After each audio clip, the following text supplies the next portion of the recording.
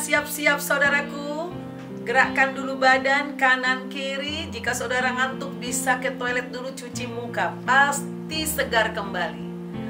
Pagi ini saudaraku, saya akan menyampaikan Amsal, Rema dari Amsal 23 ayat 12 sampai 14 dalam acara Wisdom in the Morning dari TV CBM 7 dengan saya Pendeta Deborah Dumasis Yani Partambunan.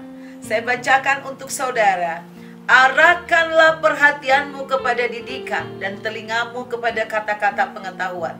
Dengan menolak didikan dari anakmu, ia tidak akan mati kalau engkau memukulnya dengan rotan. Engkau memukulnya dengan rotan, tetapi engkau menyelamatkan nyawanya dari dunia orang mati. Saudaraku, suatu hari saya pernah baca di koran, di satu kota di Jawa Tengah kalau nggak salah, ada guru yang mencubit murid. Murid ini mengadu kepada ayahnya, dan orang tuanya akhirnya melakukan suatu tindakan kepada guru ini. Miris hati ini saudaraku. Kadangkala zaman dulu Alkitab ini dikatakan ya kita harus rotan anak kita kalau memang. Tapi ini perlu kita pelajari. Apa sih sebenarnya merotan, saat kapan sih saudaraku? Nah, siapa yang boleh melakukan ini? Tentu ada ayah atau ibu atau guru yang bisa melakukan ini. Dan tentu ada batasan usia, nggak mungkin bayi saudaraku. Ada juga pernah saya lihat bayi dipukulin ibunya. Ini juga nggak benar. Nah, batasannya adalah di mana anak itu sudah bisa membedakan mana yang baik dan mana yang buruk. Kalau dikasih tahu hal yang baik, dia udah harus tahu. Nah, kalau dia tidak tahu, ya nggak ada gunanya. Nah, rotan ini tujuannya untuk apa? Bukan untuk menyiksa saudaraku. Maka ada beberapa hal dalam tubuh kita ini yang bisa kena pukulan. Pantat itu yang banyak lemaknya, atau betis. Nah, saya sendiri zaman dulu saudaraku ya, karena saya produk dari orang kuno. Kalau di sekolah zaman dulu guru kalau murid tidak mengerjakan PR, maka diambil penggaris, tangannya disuruh begini, murid begini sampai begini saudaraku. Nah, itu. Nah, saya pun kepada anak saya demikian. Ketika mereka sudah mulai besar, misalnya kelas 3 SD, kelas 4 SD, kelas 5 SD, kira-kira seperti itu saudaraku. Nanti beda lagi setelah mereka dewasa, nggak bisa lagi saya perlakukan demikian. Nah, waktu itu anak-anak saya masih kerja. Mereka sama suster atau pembantu di rumah. Lalu mereka ajak suster atau pembantu nonton film-film horor saudaraku. Film apa tuh yang ada nenek karondong lah, apalah yang ada di televisi. Malamnya dia ketakutan. Kemudian anak ini jadi sering kali karena nonton diam-diam, lalu lupa ngerjain PR. Nah, akhirnya ketinggalan, pergi ke sekolah, bukunya lupa. Dari sekolah zaman dulu bisa ditelepon saudaraku, tolong diantar bukuku. Kalau zaman sekarang nggak bisa lagi.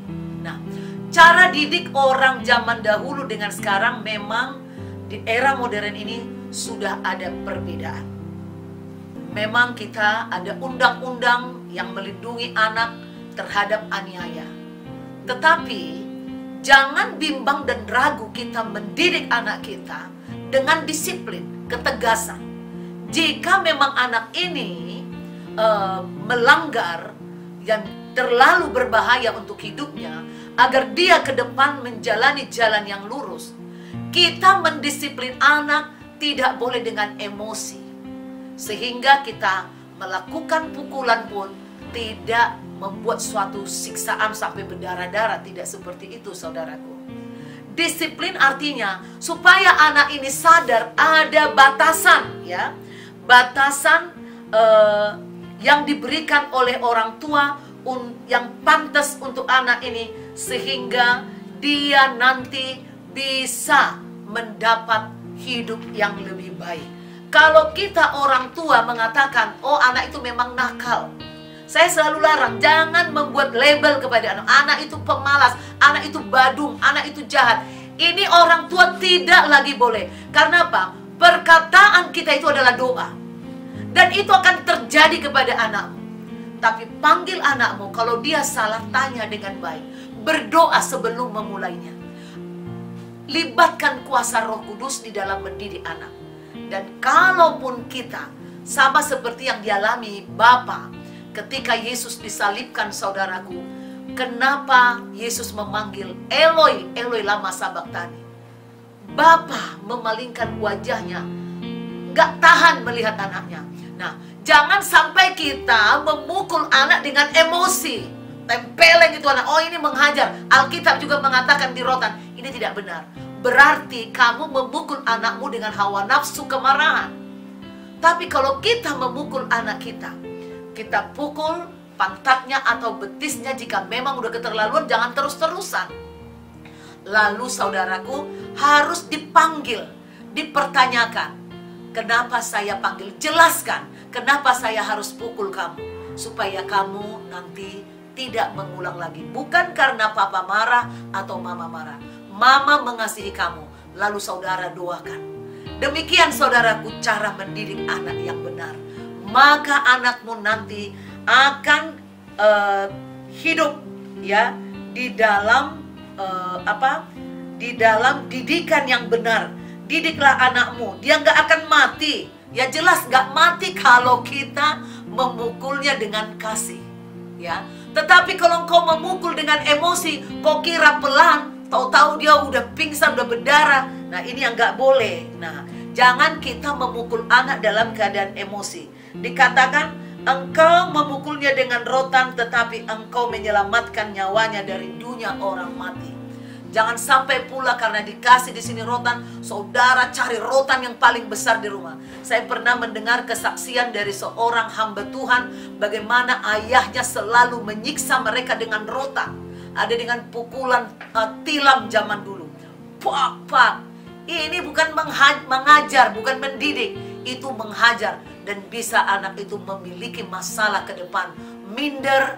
Dan juga saudaraku, dia mengalami luka batin. Dan dia juga bisa turun memperlakukan orang lain, memperlakukan anaknya dengan kekasaran dan kekejaman. Saudaraku, benarlah saudara berdoa. Jangan ragu melakukan disiplin kepada anak, supaya anak kita hidup dalam kebenaran. Tapi ingat, tidak boleh dengan emosi. Demikian sharing daripada Amsal 23 ini saudaraku. Jika engkau terbeban untuk memberitakan Injil, mungkin ada keluarga atau saudara atau tetangga yang suka main kasar kepada anak-anaknya, saudara share ini. Dan juga kepada anak cucu kita supaya tidak melakukan kekasaran, kekejaman kepada anak, tetapi harus mendisiplin anak dengan kasih, dengan doa, dengan kata-kata yang lembut dan tegas. Demikian saudaraku, bagikanlah kepada orang lain. Saudara klik di YouTube ya, CBM 7 TV, dan saudara like, saudara share, saudara pencet loncengnya supaya saudara diingatkan. Sampai jumpa besok dalam acara yang sama, Wisdom in the Morning, dengan saya Pendeta Deborah Dumasi Sianipar. God bless you.